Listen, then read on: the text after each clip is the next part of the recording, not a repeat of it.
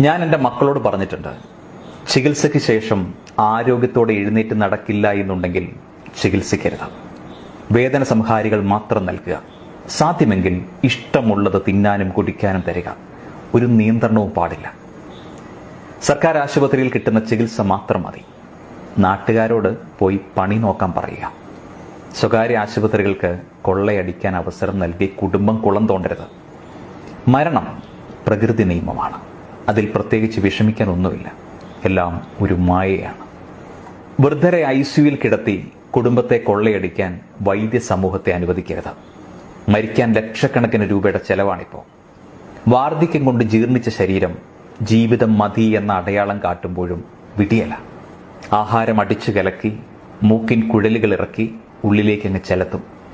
ശ്വാസം വിടാൻ വയ്യാതെ തൊണ്ടയിലൂടെ ധാരമിട്ട് അതിലൂടെ കുഴലിറക്കി ശ്വാസം നിലനിർത്തും. സർവവും സൂചികൾ, കുഴലുകൾ, മരുന്നുകൾ ഇങ്ങനെ കയറ്റിക്കൊണ്ടിരിക്കും. മൂക്കിൽ കുഴലിട്ട് പോഷകാഹാരങ്ങൾ കുത്തിവെച്ചാലും കുറച്ച് നാൾ കൂടി മാത്രമേ ജീവന്റെ തുടിപ്പ് നിലനിൽക്കുകയുള്ളൂ. കഠിന രോഗബാധിതനായി മരണത്തെ നേരിൽ കാണുന്നതുവരെ അവസാന നിമിഷം നീട്ടിവെക്കാനായിട്ട് ICUവും വലിയ വെന്റിലേറ്ററും പ്രവേശിപ്പിച്ച് കഷ്ടപ്പെടുത്തേണ്ടതുണ്ടോ? രക്ഷയില്ലെന്ന് കണ്ടാൽ സമാധാനമായി പോകാൻ അനുവദിക്കുകയല്ലേ വേണ്ടത്. Download ShareChat.